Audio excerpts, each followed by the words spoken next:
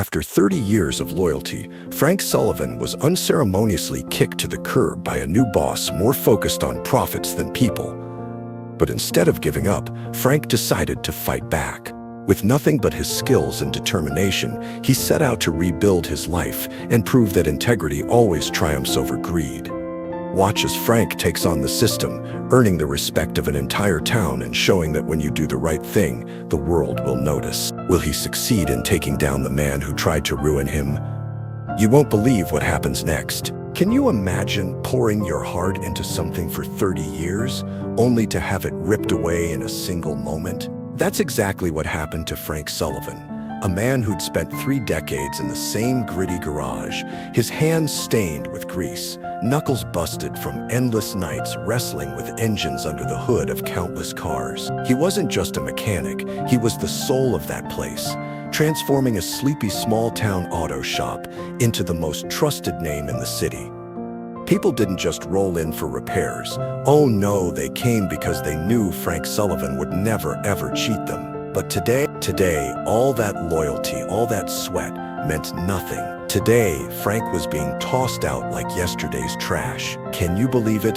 There he stood, heart pounding, in front of Greg Miller's desk, the new boss who'd taken over after old man Carter passed away. Greg, all slick and sharp dressed, cared more about dollar signs than the people who kept the shop running. He leaned back in his fancy leather chair, tapping his pen like he was bored. "I'm sorry, Frank. Business is business," he said, his voice so casual you'd think he was asking for a coffee refill. Frank's jaw clenched tight. 30 years, Greg. 30 years. I trained half the guys out there, kept this place alive when Carter was too sick to stand, and you're just letting me go? Greg sighed, like Frank was some annoying chore. Look, you're great, no question. But times are changing, Frank. We need younger guys, faster, cheaper. I've got investors breathing down my neck. It's not personal, you know? Not personal? Frank's chest tightened, a storm brewing inside him, but he wouldn't let Greg see him crack. No way would he give that smug suit the satisfaction. So what now? Frank's voice stayed steady, though it took everything he had. You expect me to just pack up my tools and vanish like I was never here? Greg shrugged, cold as ice. Pretty much. There's a severance package, a few months' pay, call it a thank you for your service. Frank let out a slow, shaky breath, his hands curling into fists. Oh, how he wanted to lose it. But Greg wasn't worth his dignity. He turned toward the door, boots heavy on the floor, but just before he stepped out, he froze. He looked back, eyes blazing, voice low and fierce. You just made the worst mistake of your life, Greg. Greg chuckled, shaking his head like Frank was some delusional old man. Yeah, we'll see about that. Frank didn't look back as he stormed out. By the time he reached his station, his toolbox, his lifeline was already packed. Like they couldn't wait to erase him. His name, once proudly displayed on a plaque above his workspace for decades, was gone, wiped out. The younger mechanics wouldn't even meet his eye. Some looked guilty, their heads ducked in shame. Others seemed relieved it wasn't them. Outside, the cold wind slapped his face as he stepped into the parking lot. His old truck sat in its usual spot, but today it felt wrong. Like a stranger's vehicle. He wasn't coming back, ever. Frank hurled his toolbox into the truck bed with a clang and slid into the driver's seat. Gripping the steering wheel, he stared straight ahead, his heart sinking. 30 years of his life, poof, gone in minutes. He turned the key, the engine roared to life, and with no clue what came next, he drove off. For hours, Frank wandered the city, the neon lights blurring past his windshield like a fever dream. His hands gripped the wheels so tight his knuckles turned white. 30 years in one place, his place, and now he was a man with nowhere to go. How does that even happen? The thought burned in his chest, a fire he couldn't douse. This wasn't just a job he'd lost. It was his purpose, his identity. Finally, he pulled into the driveway of his modest house, the same one he'd called home for 20 years. The porch light flickered weakly as he stepped out, toolbox in hand, the weight of it dragging him down. Inside, the silence hit like a sledgehammer. No hum of engines, no familiar scent of oil or metal, just a deafening, empty quiet. He dropped his toolbox on the kitchen table with a thud and collapsed into a chair. His hands, rough and graying, raked through his thinning hair. He'd never planned for this. He always thought he'd retire from that garage, maybe pass his wrench to a new generation, share the wisdom he'd earned over decades. But Greg stole that dream in seconds. Frank's eyes drifted to an old photo on the wall. Him and Carter, the shop's original owner, grinning in front of the garage on opening day. Carter wasn't just a boss. He was a mentor, a friend, a man who lived for hard work and loyalty. If Carter were alive, he'd be sick to his stomach over this betrayal. Frank's jaw tightened, and he tore his gaze away. He had to figure out what was next. But morning came and Frank woke early, his body still wired for the old routine. Get dressed, head to the shop, work till his hands screamed. But today, there was no shop, no purpose. He sat at the kitchen table, a mug of black coffee growing cold, staring at his calloused hands. This was all he'd ever known. Then a spark of hope flickered. He grabbed his phone, scrolling through contacts with a desperate urgency. There had to be someone, a shop, an old buddy who needed a mechanic like him. He dialed number after number, but the answers were all the same. We're not hiring, budgets are tight, we'll keep you in mind. Frank slammed the phone down, his breath sharp. Had he ever felt this useless? Never. That afternoon, he hit the road, stopping at every garage in town. Some had kids fresh out of school, barely able to hold a wrench, working the bays. Others had owners who glanced at Frank's gray hair and saw a risk, not a legend. With every rejection, his hope bled out. Sitting in his truck outside the last shop on his list, something caught his eye, a rundown garage on the edge of town. The sign was so faded it was barely legible, the lot empty and forgotten. But that name, Frank knew it. It belonged to an old mechanic, a guy who'd been in the game as long as he had. Curiosity pulled him into the lot. The place looked abandoned, but the door creaked open, unlocked. Inside was chaos, dust-blanketed tools, broken cars sat like ghosts, and neglect hung heavy in the air. No one had touched this place in years. Then, like a bolt of lightning, an idea struck. He'd spent 30 years building someone else's empire. Why not build his own? Frank stood in the center of the dusty garage, boots firm on the cracked concrete. The smell of old oil and untapped potential filled his lungs. He ran a hand over a rusted toolbox, his fingers tracing the outline of something once great, now left to decay. This place had history, the kind you couldn't buy, only earn. Could he bring it back to life? For years he'd poured his soul into Greg's shop, making it the best in town. And what did he get? Kicked to the curb. But this garage, this was his shot. Frank shoved the garage door open, sunlight flooding in, dust dancing in the beam. He could see it. Cars lined up, folks trusting him with their vehicles. A mechanic who'd never ripped them off. His own shop. The thought sent his pulse racing. But then reality crashed in. The place was a disaster. Outdated equipment, a rusted lift, wiring that probably hadn't worked in a decade. It'd take more cash than he had to fix it. And customers? How could he compete with Greg's iron grip on the town? Most of his old clients were still at Greg's, and that snake would make sure they stay. Frank rubbed his neck, doubt creeping in. Was this just a pipe dream? Then tires crunched outside. His stomach knotted. Who could that be? He stepped out and saw an old man climbing from a beat-up pickup, clothes worn, face weathered but familiar. Frank hadn't seen him in years, but Tom was a legend, a mechanic folks drove miles to see back in the day. Frank learned plenty just watching him work. Tom leaned against his truck, a sly smirk on his face. Heard you got kicked to the curb, Frank. Frank crossed his arms. News travels fast, huh? Tom chuckled. In this town, like wildfire. His eyes flicked to the garage. So what's the plan? Frank hesitated.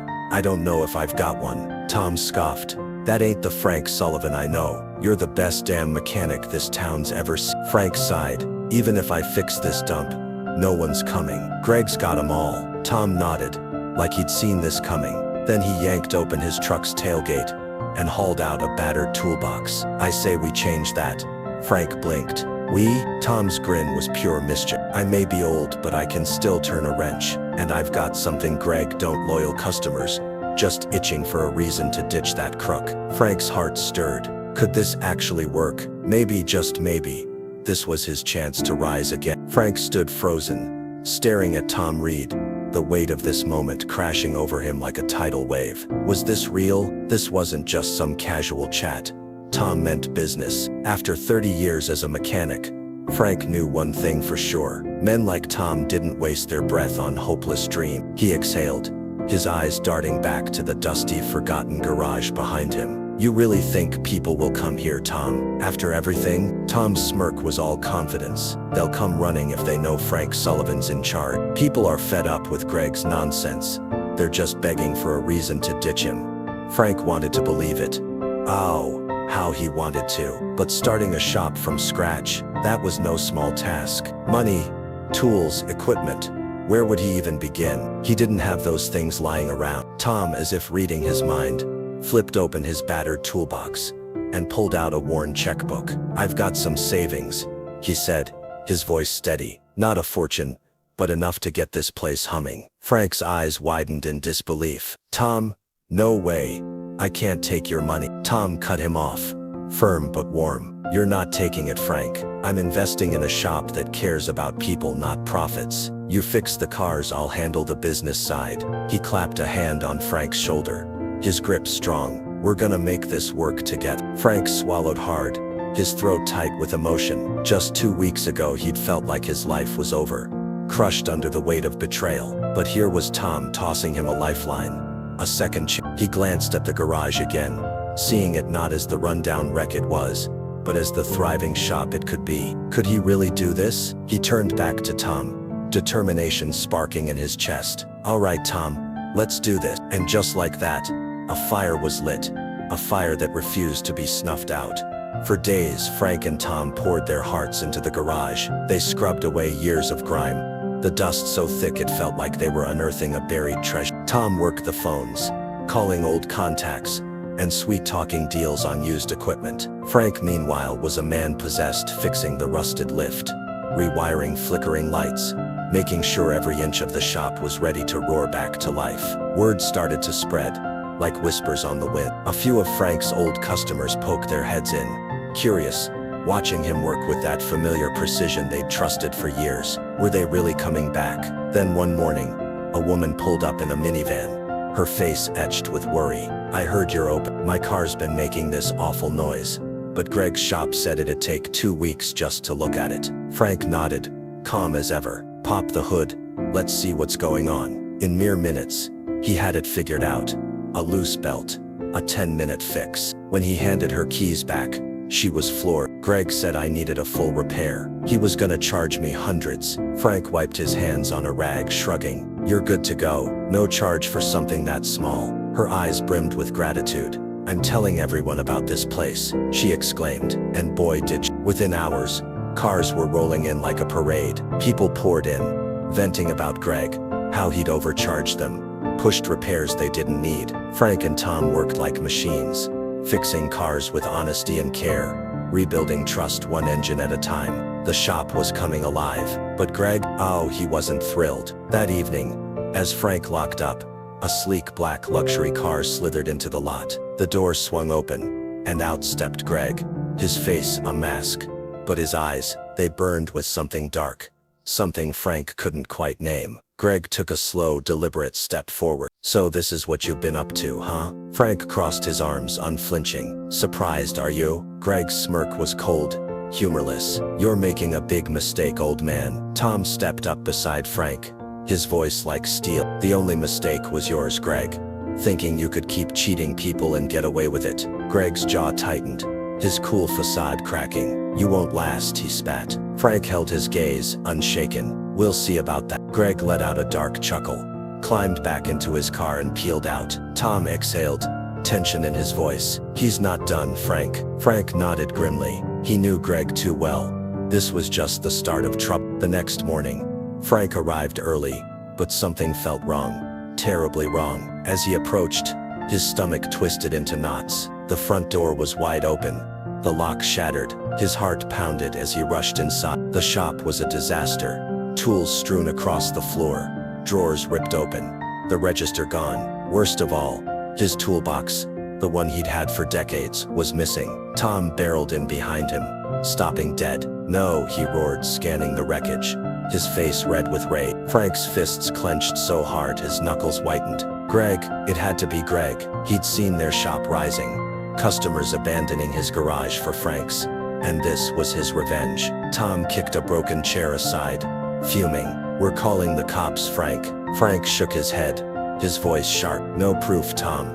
He'll deny it all." Tom's eyes blazed. "So we just let this slide?" Frank surveyed the destruction, his chest heavy with fury. "No way," he growled. They wouldn't let Greg win. By noon, word of the vandalism had spread like wildfire. Customers showed up, gasping at the chaos. One woman, Mrs. Carter, crossed her arms, her voice sharp. "Greg did this, didn't he?" Frank didn't answer, but his silence spoke volumes. The townsfolk whispered, shaking their heads in disgust. A few men stepped forward, rolling up their sleeves. "We're not letting him get away with this. We'll help you rebuild." Frank's throat tightened, emotion welling up. After 30 years at a shop that discarded him like trash, here were people near strangers standing by him after just weeks. By day's end, the shop gleamed, cleaner than ever. Someone donated tools, another brought a new register. The town had spoken loud and clear. Greg tried to break them, but he'd only made them stronger. Oh, what a turnaround. But Greg wasn't done scheming, not by a long shot. That night, as Frank locked up, he spotted a car parked across the street, headlights off, a shadowy figure watching. A chill ran down his spine. He turned to Tom. "We gotta stay sharp. He's not finished." The next morning, Frank was back at the shop early, his mind still on that creepy car. This wasn't over, not even close. But as he stepped inside, a fierce determination settled over him. Greg could try to scare them, try to crush them, but he'd never win. Tom strolled in minutes later, juggling 2 coffees. "Sleep at all?" he asked with a Frank chuckled, shaking his head. "Too much on my mind." Tom handed him a cup. "Well, brace yourself, 'cause we're about to get slammed." Frank raised an eyebrow. "What's that supposed to mean?" Tom's smirk widened as he pulled out his phone. "The town's buzzing. Everyone knows what Greg pulled, and they're done with him. My phone's been blowing up all morning. Folks want their cars fixed, and they want you to do it." Before Frank could even process it, a car pulled up, then another, and another. Within minutes, the lot was packed. A man stepped forward, gripping Frank's hand. "I've gone to Greg for years, but no more. I'm not supporting someone who trashes honest people." A woman nodded fiercely. "Same here. He charged me for a repair I didn't even need. Why didn't I come here sooner?" Frank looked at the growing crowd, overwhelmed. These weren't just customers. They were bringing their trust, their loyalty. For hours Frank and Tom worked non-stop, fixing cars, changing oil, swapping tires. Every time Frank glanced up, more cars poured. The shop was alive, bursting with energy he'd never dreamed possible. Then mid-afternoon, a familiar black luxury car rolled into the lot. "Greg," he stepped out, his face unreadable, just standing there watching the buzzing shop, the happy customers, the life thriving around him. He walked up to Frank, his voice low. "You proved your point." Frank crossed his arms, cool as ice. "Did I now?" Greg exhaled, glancing around. "You took everything I built." Frank shook his head, unflinching. "No, Greg, you tore down what you built. I just gave people a better choice." Greg stared, silent for a long moment, then turned and walked back to his car without another word. As he drove off, Frank felt at peace, washing over him like a warm wave, something he hadn't felt in weeks. Tom clapped him on the back, grinning wide. "You did it, Frank." Frank looked around at the shop, the people, the vibrant life they'd created. "No," he said, a smile breaking through. "We did it." What a moment. The lesson here hits hard. Integrity and hard work always come out on top. Frank gave 30 years to a place that threw him away without a second thought. But he didn't quit. He rebuilt himself, earning the respect of an entire town. His story screams that when you do right, people notice, and support shows up in ways you'd never expect. He thought greed and power would shield him, that he could ruin someone's life without consequences. But in the end, he lost it all. Not because Frank fought him, but because his own dishonesty swallowed him whole.